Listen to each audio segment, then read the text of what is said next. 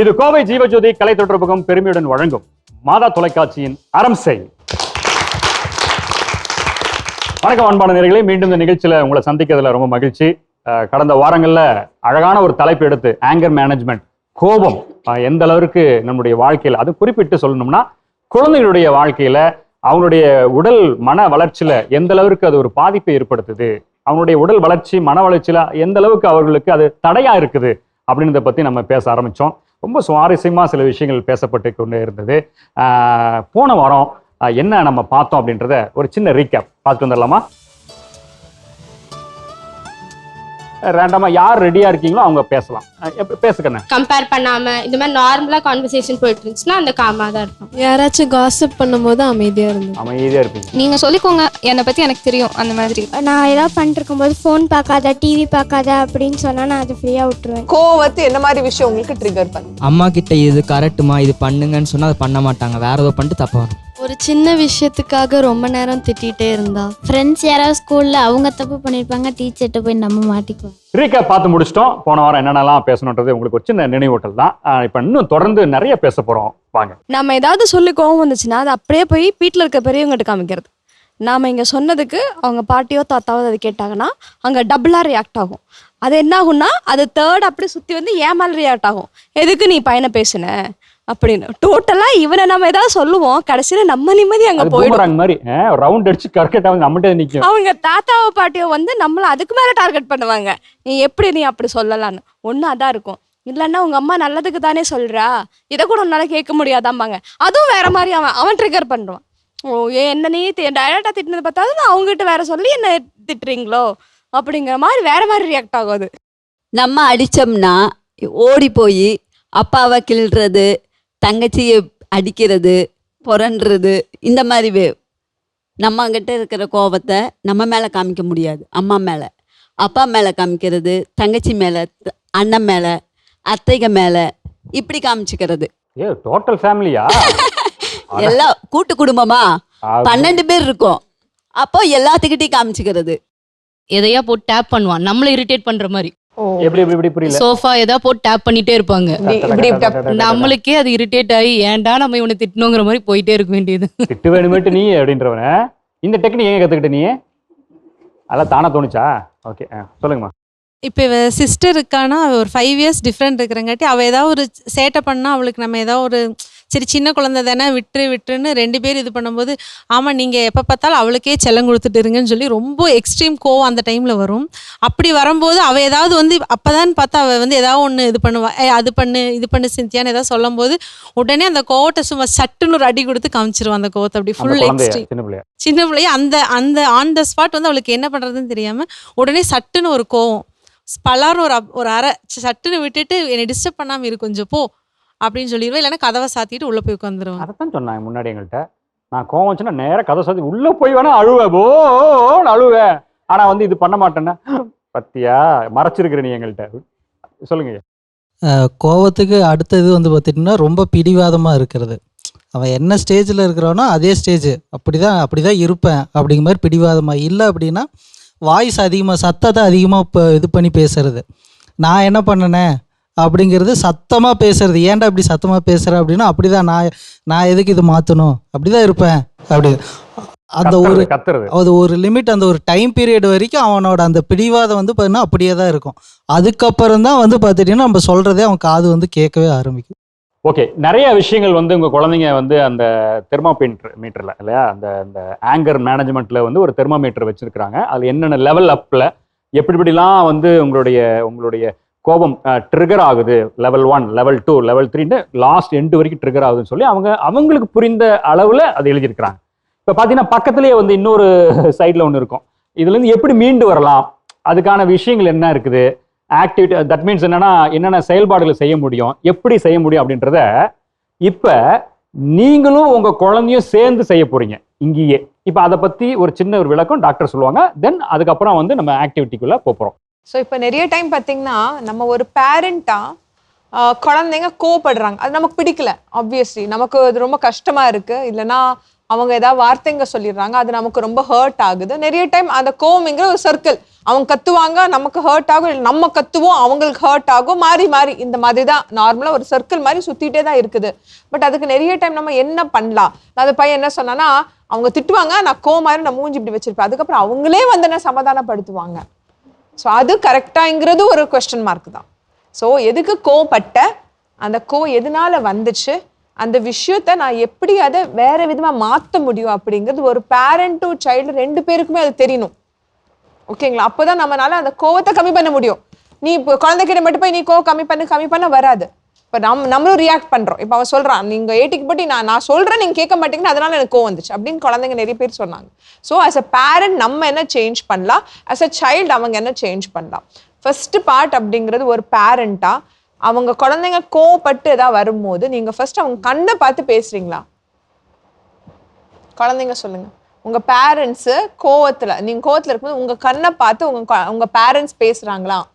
No. குழந்தைங்க சொல்லுங்க. சொல்லு. நோ. நோ. நீ கோவமா இருக்கும்போது உங்க அம்மா உங்க கண்ணை பார்த்து பேசுறாங்களா? நோ. பாக்குறதே இல்ல அப்படிங்கறத கோவமே எனக்கு அப்படின்னு. நோ. பாஸ் பண்ணாங்க பாரு. நோ. எஸ். ஓகே. கோவமா இருக்கும்போது உங்க அம்மா உங்க கண்ணை பார்த்து பேசுறாங்களா? ஐ கான்டாக்ட் இருக்கா? அந்த கான்வர்சேஷன் ஆகும்போது ஐ கான்டாக்ட் இருக்குமா? No. So 80% to 90% no. Correct. First step parents understand பண்ணிக்கிங்க. நீங்க எந்த கோவத்துல இருந்தாலும் கண்டிப்பா நீங்க பேசும்போது தயவு செய்து போன்ல பேசி கோவத்தை இது பண்ணாதீங்க. நிறைய டைம் ஒர்க்கிங் பேரண்ட்ஸ், இது காமன் ப்ராப்ளம் லேட்டா. ஒர்க்கிங் பேரண்ட்ஸ் தாத்தா பாட்டி ஏதோ ஃபோன் பண்ணி சொல்றாங்க, குழந்தை ஏதோ ஃபோன் பண்ணி சொல்றாங்க, ஃபோன்ல வர ஃபோன்லேயே நீங்க கத்திட்டே சண்டை போட்டுட்டே வரீங்க. நிறைய டைம் நடக்குதா? It happens most of the time. தயவு செய்து நீங்க ஒரு கோவமான ஒரு சுச்சுவேஷனா இருக்கும் போது ஃபர்ஸ்ட் ஸ்டெப்புங்கிறது நிறைய பேர் அதில் இன்வால்வ் ஆகக்கூடாது. ஃபார் எக்ஸாம்பிள், அம்மா அப்பா பெரிய பையன் சின்ன பையன் 4 பேர் இருக்காங்கன்னு வைங்க. அம்மா அப்பா பெரிய பையனுக்கு மட்டும் பிரச்சனைனா நீங்க 3 பேர் தனியா ஒரு இடத்துல உட்காந்துட்டு ஒரு ரூமுக்குள்ள உட்காந்துட்டு பேசுறது பெட்டர். அது சின்ன பையன் பார்க்கணும்னு அவசியம் இல்லை. நிறைய டைம் ஹால்ல நின்று எல்லாருக்கும் தெரியுற மாதிரி கத்துவீங்க. குழந்தைங்களுக்கு இந்த டீனேஜ்ல they don't like to எல்லாருமே பார்க்கறது பிடிக்காது. am I right or wrong? குழந்தைங்க am I right? yes we don't like it. இல்ல நம்ம தனியா உட்கார்ந்து first I to eye contact வச்சுட்டு என்ன ஆச்சு, ஒன்னு ஃபர்ஸ்ட் ஸ்டெப்புங்கிறது அவங்க மேல பிரச்சனைனா அவங்க ஃபுல்லா எக்ஸ்பிளைன் பண்ணணும். அது வரைக்கும் நம்ம கொஞ்சம் பொறுமையா இருக்கணும். மத்தியத்துல இல்ல அந்த அத்தை இப்படி சொன்னாங்க, நீ இப்படிதான் பண்ணிருப்ப அப்படின்னு சொல்லாம ஃபர்ஸ்ட் ஸ்டெப்புங்கிறது அவங்க ஃபுல்லா சொல்லிட்டோம், இப்படி ஆச்சு அப்படி, அது பொய்யாவே இருந்துட்டு போகட்டும், அது தேவையில்லாம இருந்துட்டு போகட்டும், எதுனாலும் இருந்துட்டு போகட்டும், ஃபர்ஸ்ட் ஃபுல்லா சொல்லி முடிக்கட்டும். அது வரைக்கும் நம்ம பொறுமையா இருக்கணும். அதுக்கு ஃபர்ஸ்ட் நம்ம என்ன பண்ணணும், நம்ம பொறுமையா இருந்தா மட்டும் அது பண்ணணும். நம்ம டென்ஷனா இருக்கும்போது அங்க போய் உட்காந்து பண்ணக்கூடாது. As a parent for example, நான் கோவமா இருந்தேன்னு வைங்க, நான் என் பையனோட நானே டென்ஷனா இருந்தேன்னா நான் என்ன சொல்வேன், நீ அந்த பக்கம் நடந்து போ, நான் இந்த பக்கம் நடந்து போ, 5 நிமிஷத்துக்கு கழிச்சு நம்ம வந்து உட்காந்து பேசலாம். அந்த பேசுற ஸ்டேஜ்ல காமா, அட்லீஸ்ட் அடல்ட் காமா இருக்கணும் ஃபர்ஸ்ட். ஓகே. செகண்ட், அவங்க ஃபுல்லா பேசி முடிக்கிறாங்க. தேர்ட், அதுக்கப்புறம் எதனால கோவம், நான் ட்ரிகர் சொல்லியிருக்கேன். இது வரைக்கும் நீங்க கேட்டிருப்பீங்க, என்ன ட்ரிகர் ஆச்சு, என்ன விஷயம், அது ஃப்ரெண்ட் இப்படி சொன்னா, நீங்க இப்படி சொன்னீங்க, அப்ப அந்த விஷயம் என்ன அப்படின்னு ஃபர்ஸ்ட் பாத்துக்கோங்க. ஏன்னா பேரண்ட்டுக்கு ட்ரிகர் தெரியணும். அந்த ட்ரிகரை நம்ம எப்படி அவாய்ட் பண்ண பார்க்கணும். ஒரு வீட்டில் இப்ப நான் கத்துறேன், இல்லைன்னா நம்ம சும்மா சொல்றேன், என்ன கடைக்கு 4 வாட்டி அமுச்சு விடுறீங்க, இதெல்லாமே ட்ரிகர்ஸ். கரெக்ட். ஸோ நம்ம ட்ரிகரை ஃபர்ஸ்ட் கண்டுபிடிக்கணும். ஸோ நீங்க ஒரு பேரண்ட், ஒரு ஃபேமிலி இருக்கிறவங்க ட்ரிகர் என்னன்னு கண்டுபிடிச்சிட்டிங்கன்னா கண்டிப்பா அந்த ட்ரிகரை நீங்களே அவாய்ட் பண்ணிடுவீங்க. அவங்களுக்கும் அது புரிஞ்சிடும். அம்மா எனக்கு இந்த விஷயம்னால டென்ஷன் ஆகும், முன்னாடியே சொல்லிடுவாங்க. அம்மா ஒரு வாட்டி அமுச்சு விட்றேன், அடுத்த வாட்டி அனுப்பாத, நான் டென்ஷன் ஆயிடுவேன் அப்படின்னு சொல்லிடுவேன். அடுத்த வாட்டி சொல்ல மாட்டியா, கத்த மாட்டேல்ல அப்போ. கரெக்ட். ஸோ ட்ரிகரை நீங்க கண்டுபிடிச்சிங்கன்னா it will be better. Okay. இது தேர்ட் பார்ட். ஃபோர்த் பார்ட், நீங்க ஏதாவது ஒன்று டிசைட் பண்றீங்க. இப்போ ஃபார் எக்ஸாம்பிள், அவளோட எக்ஸாம்பிளே நான் எடுத்துக்கிறேன். பாப்பாவோட எக்ஸாம்பிள் என்ன சொன்னா, நான் ஒரு வாட்டி கடைக்கு போயிட்டு வருவேன், செகண்ட் டைம் தேர்ட் டைம் சொல்லும்போது அதுவும் நான் அப்போதான் உள்ள வந்திருப்பேன், எனக்கு திருப்பி சொல்றாங்க. ஸோ பாப்பா என்ன பண்ணும், நெக்ஸ்ட் டைம் போறதுக்கு முன்னாடியே பாட்டி கிட்ட, பாட்டி நான் கடைக்கு போறேன், என்னெல்லாம் வேணும்னு கரெக்டா சொல்லிடுவேன், நான் திருப்பி போக மாட்டேன் பாட்டி, எழுதி கொடுத்துருங்க, சொல்லுங்க, 2 நிமிஷம் நீ வெயிட் பண்ணோம், மா பால் கொண்டு வா அப்படின்னோட நீ காசு எடுத்து கிடக்கடா கடைக்கு போனா மிஸ் ஆயிரும். நின்று பாட்டிக்கிட்ட என்னெல்லாம் வேணும்னு சொல்லுங்க, நான் திருப்பி போக மாட்டேன்னு சொல்லிடு. அவங்க 2-3 விஷயம் சொல்லிட்டோம். அதுக்கப்புறம் நீ போற, வந்ததுக்கு அப்புறம் பாட்டை வாங்கிட்டு இப்போ எனக்கு வேற வேலை இருக்குன்னு சொல்லி விட்டுறணும். ஸோ 2 சைட்லேயும் அட்ஜஸ்ட் ஆயிடுச்சா, அப்போ கோவம் வராது. ஸோ இந்த மாதிரி நீங்கள் இப்போ உங்கள் குழந்தைங்களோட சேர்ந்து ஸ்பெஷலி மேலே இருக்கிற ஃபர்ஸ்ட் 3 ஃபியூரியஸ், ஆங்க்ரி, ஃப்ரஸ்ட்ரேட்டட், மேலேருந்து 3 இருக்கிறத எப்படி நீங்கள் காம் டவுன் பண்ணலாம். காம் டவுனோட பெஸ்ட் டெக்னிக் அப்படிங்கிறது ஃபர்ஸ்ட் கவுண்டிங். கோவம் வந்தால் நம்ம ஜஸ்ட் 1 2 3 அந்த மாதிரி 10 வரைக்கும் கவுண்ட் பண்ணுறது, காம் டவுன் பண்ணுறது ஃபர்ஸ்ட். 2வது அந்த இடத்துலேருந்து மூவ் பண்ணுறது. ரொம்ப கை ஓங்குற அளவுக்கு வந்துச்சுன்னா அங்கேருந்து நம்ம விலகிடணும், கொஞ்சம் காம் டவுன் பண்ணி திருப்பி வந்துடணும். இது செகண்ட் டைப் நீங்கள் பண்ணிக்கலாம். 3வது பேர், சில பேர் என்ன பண்ணுவாங்கன்னா எழுதுவாங்க கோவத்தை, இப்படி பண்ணிட்டா ஏன் இப்படி பண்ணாங்க, எழுதும் போது அந்த கோவம் எங்கே வெளிப்படுத்துறாங்க. சில பேர் ட்ரா பண்ணுவாங்க, சில பேர் மிரருக்கு முன்னாடி பேசி அந்த பர்சன், ஃபார் எக்ஸாம்பிள் அம்மா மேலே கோவம் அப்படின்னு சொன்னீங்கன்னா அம்மா மிரரை நினைச்சு கத்திடுறது மிரரில். ஸோ இந்த மாதிரி நிறைய டெக்னிக்ஸ் இருக்கு. ஓகே, ஸோ நீங்கள் உங்கள் பேரண்ட் கிட்ட டிஸ்கஸ் பண்ணிட்டு என்ன காமிங் டெக்னிக் நீங்கள் யூஸ் பண்ணலாம் அப்படின்னு நம்ம எழுதிக்கலாம். ஓகேங்களா? டன். பென்சில்ஸ் நம்ம கொடுக்கலாமா? யா,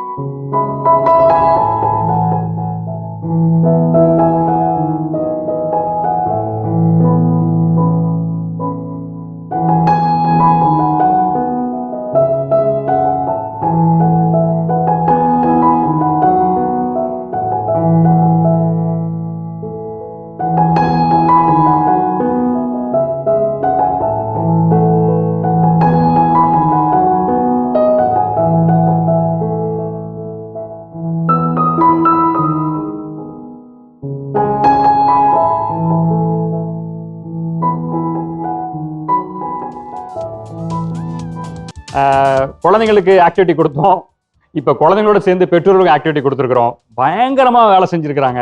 அப்படியே குழந்தைங்களும் பெற்றோர்களும் அந்த ஆக்டிவிட்டிக்கு முன்னாடி அவங்களும் நம்ம கொஞ்சம் பேசின விஷயங்கள், டாக்டர் வந்து அந்த ஆக்டிவிட்டி முன்னாடி கொடுத்த சில இன்ஸ்ட்ரக்ஷன்ஸ் இதெல்லாமே சேர்ந்து அழகாக அவங்க ஒரு புரிதலோடு இந்த விஷயத்தை செஞ்சுருப்பாங்கன்னு நான் நம்புகிறோம். பார்க்கலாம் எப்படி அதனுடைய ஆக்டிவிட்டியுடைய ரிசல்ட் வந்திருக்குன்னு சொல்லி. ஸோ டாக்டர், இப்போ நம்ம பார்த்துடலாங்களா? யா, கண்டிப்பாக. நம்ம இப்போ அந்த ஆங்க்ரி அப்படின்ற ஒரு ஸ்டேஜில் என்ன மாதிரி காமிங் டெக்னிக்ஸ் அப்படின்னு நீங்கள் டிசைட் பண்ணியிருக்கீங்க? குழந்தைங்கள பற்றி பேரண்ட்டோ இல்லை கிராண்ட் பேரண்ட்டோ டீச்சர்ஸோ யார் கம்ப்ளைண்ட் பண்ணாலும் உடனே அவங்கள வந்து நான் எதுவுமே கேட்க மாட்டேன். என்ன நடந்துச்சு, ஏன் இப்படி நடந்துச்சுன்னு நான் எதுவுமே எப்பவுமே கேட்டதில்லை. நான் வந்து சாதாரணமாக எப்பவும் போல் ரன் பண்ணுவேன், எப்பவும் போல் அவங்க கூட பேசுவேன், எப்பவும் போல் இருப்பேன். சாப்பிட்டுட்டு அதுக்குன்னு கொஞ்சம் டைம் ஒதுக்கிக்குவேன். ஒரு நான் 9 o'clock சாப்பிட்றேன்னா 8:30க்கே சாப்பிட்டுக்குவேன். சாப்பிட்டுட்டு பெட்டுக்கு போனதுக்கப்புறம் ஒரு 5 நிமிஷம் ப்ரேயர் முடிச்சு என்ன நடந்துச்சுன்னு சொல்லி கேட்பேன். ஏன்னா அந்த டைம் அவங்க கோபமாவோ இல்லை மற்றவங்க அவங்கள திட்டும் போதோ அந்த உள்காயத்தோடு இருப்பாங்க. அந்த டைம் நான் எதுவுமே அவங்கள டிஸ்கஸ் பண்ண மாட்டேன்.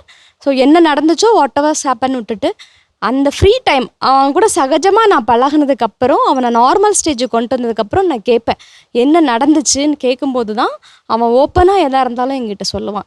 நம்ம அந்த டைமே கேட்டோம்னா அவன் பேரில் இருக்கிற நல்லதை மட்டும்தான் அவன் வந்து நியாயப்படுத்துவானே தவிர அவன் எந்த இடத்துல தப்பு பண்ணனான்னு சொல்லவே மாட்டான். ஸோ ஃபுல் ஸ்டோரியும் கேட்டதுக்கப்புறம் இந்த இடத்துல நீ இதை கரெக்ட் பண்ணியிருந்தா இந்த விஷயம் நடக்காமல் இருந்திருக்கும் அப்படின்னு சொல்லும்போது ஹி ஆல்சோ ரியலைஸ்ட். அந்த மாதிரி இருக்கிறப்போ அதை அவனை ரியலைஸ் பண்ண வச்சுட்டு நெக்ஸ்ட் டைம் இது வராமல் இருக்கிறதுக்கு என்ன பண்ணணும், இதனால் உன்னோட இமேஜஸ் எப்படி வந்து கெட்டுடுச்சு அப்படிங்கிறத நான் அவனுக்கு எஜுகேட் பண்ணுவேன்.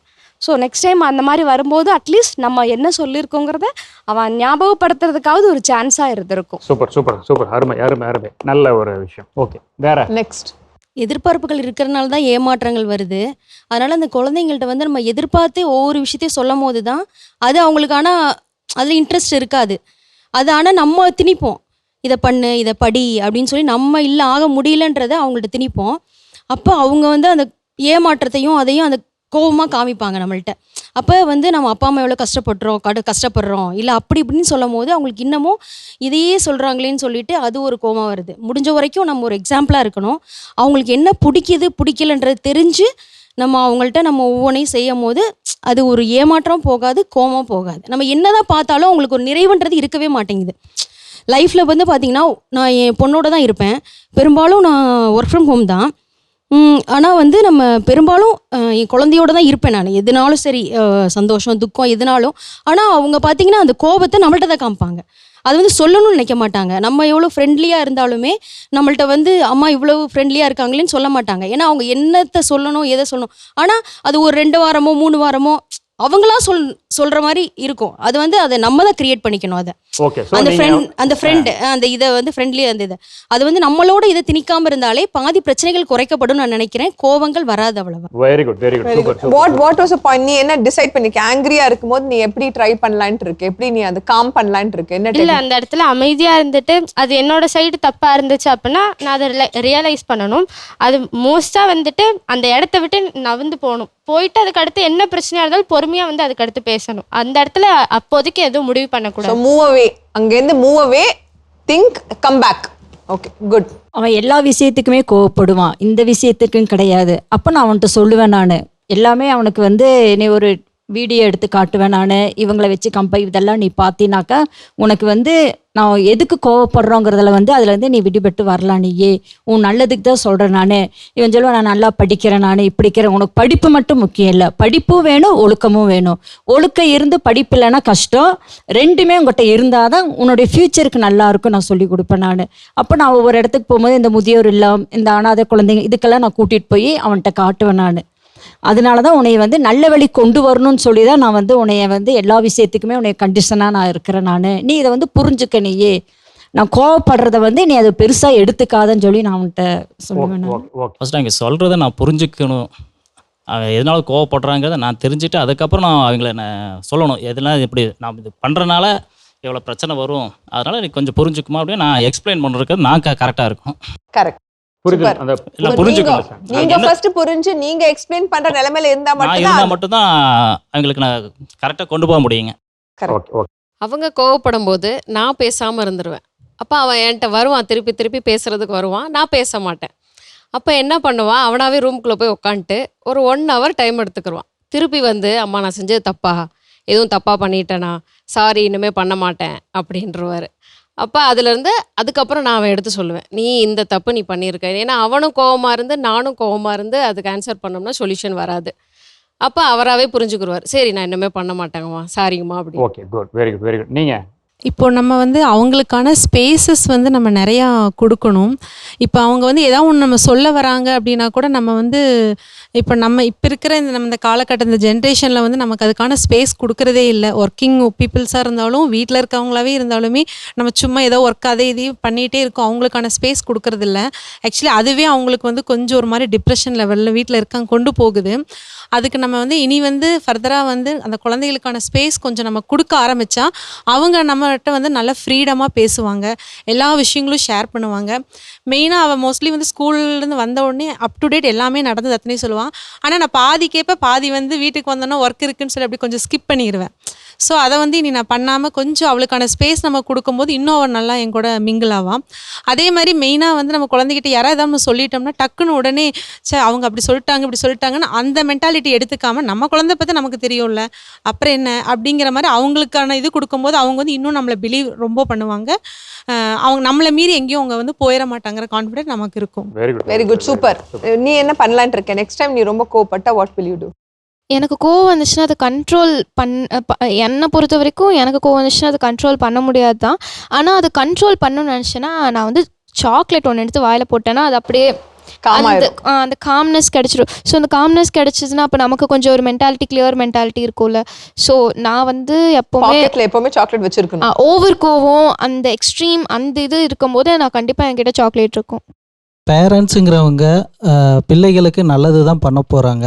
அந்த விஷயத்தை வந்து அவங்களுக்கு வந்து நம்ம புரிய வைக்கிறதுக்கு என்ன முயற்சியோ அதை நம்ம பண்ணணும்.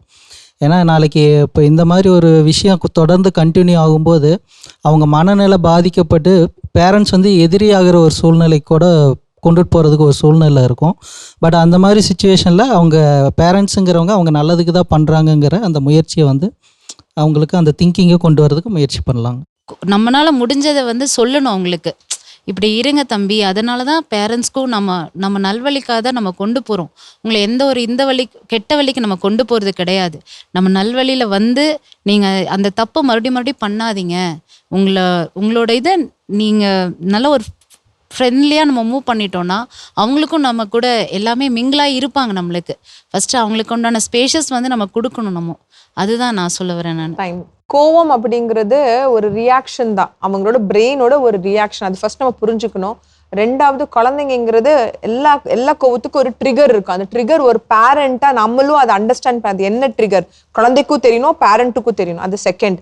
தேர்ட், குழந்தைகிட்ட நீங்க ஏதாவது ஒரு பிரச்சனை பத்தி பேசும்போது தயவு செய்து உட்கார்ந்து பொறுமையா ஐ டு ஐ கான்டாக்ட் வச்சு பேசிக்கிங்க. இது மூணாவது.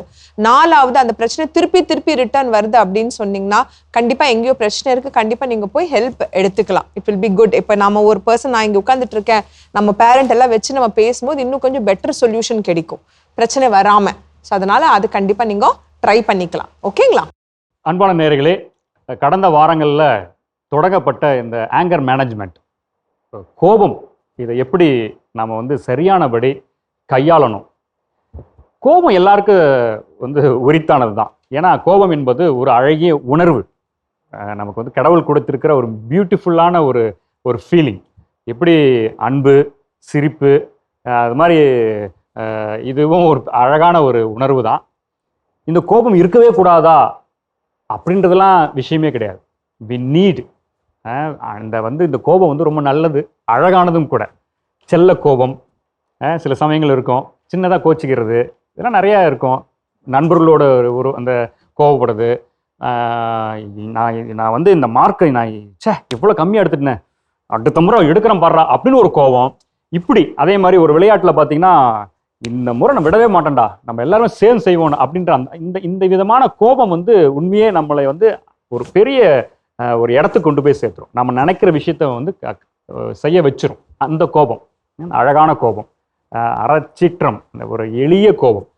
ஆனால் அதே கோபம் அளவுக்கு மீறும் பொழுது, இந்த லெவல் அப் மேலே தெர்மாமீட்டருடைய ரெட் பாயிண்ட்டுக்கு போகும்போது, இந்த ஃபியூரியஸ் ஸ்டேஜ், மிக பெரிய கோபம், ஆங்காரமாக அது மாறும் பொழுது அது என்ன ஆகும்?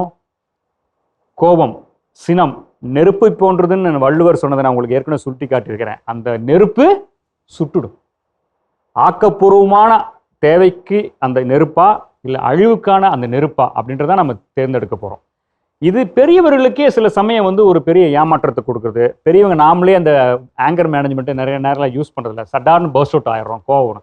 அப்போ அந்த குழந்தைங்களுக்கு, அப்போ இந்த குழந்தைங்க உள்ளபடியே வளர்கிற நேரத்திலேயே ஒரு சரியானபடி இந்த ஆங்கரை, இந்த கோபத்தை கையாளக்கூடிய அந்த விஷயத்தை, அந்த திறனை நம்ம வந்து ஊட்டிட்டோம்னு வச்சுங்களேன், அதை விட ஒரு பெரிய ஒரு ப்ளஸ் பாயிண்ட் அந்த குழந்தைங்களுக்கு கிடையவே கிடையாது.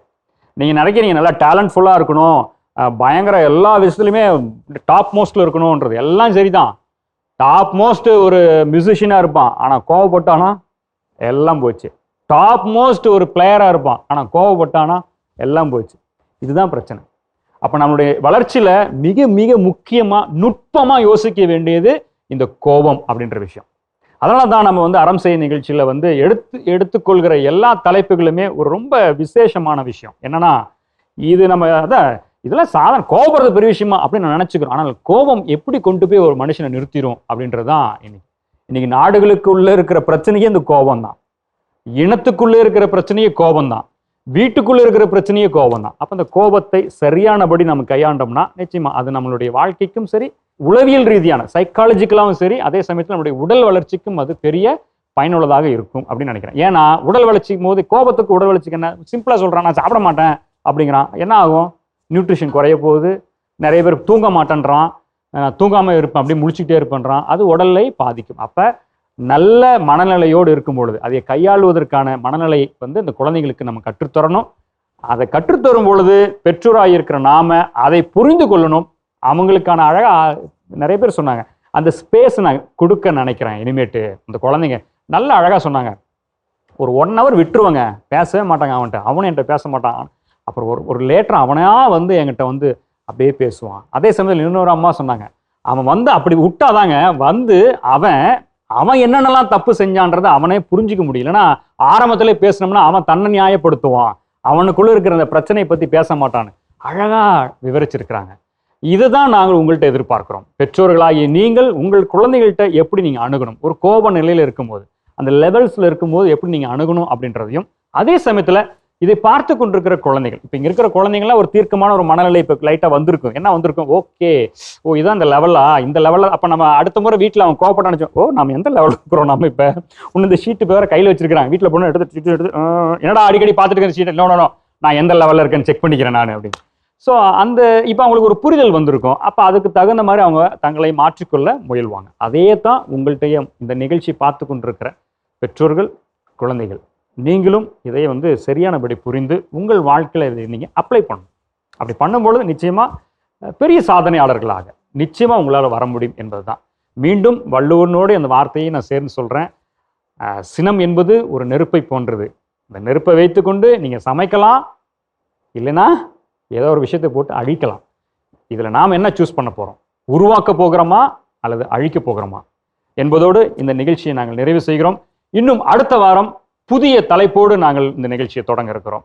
காண காத்திருங்கள். அதே சமயத்தில் மீண்டும் உங்கள்கிட்ட சொல்கிறது தான், இந்த நிகழ்ச்சியை பற்றிய கருத்துக்களை எங்களுக்கு சொல்லுங்கள். இன்னும் என்னென்னலாம் செய்யலான்ற உங்களோட ஆலோசனையும் எங்களுக்கு தேவைப்படுது. அழகாக சொல்லியிருந்தாங்க பாருங்கள் ஒரு அம்மா, அது மாதிரி நீங்களும் அதை சொல்லுங்கள். நாங்கள் கேட்பதற்கு தயாராக இருக்கோம், அதை செயல்படுத்தவும் நாங்கள் விரும்புகிறோம். எனவே மீண்டும் உங்களை அடுத்த வாரம் நாங்கள் சந்திக்கிறோம். இது கோவை ஜீவஜோதி கலை தொடர்பகம் பெருமையுடன் வழங்கும் மாதா தொலைக்காட்சியின் அறம் செய். மீண்டும் அடுத்த வாரம் சந்திப்போம். நன்றி, வணக்கம்.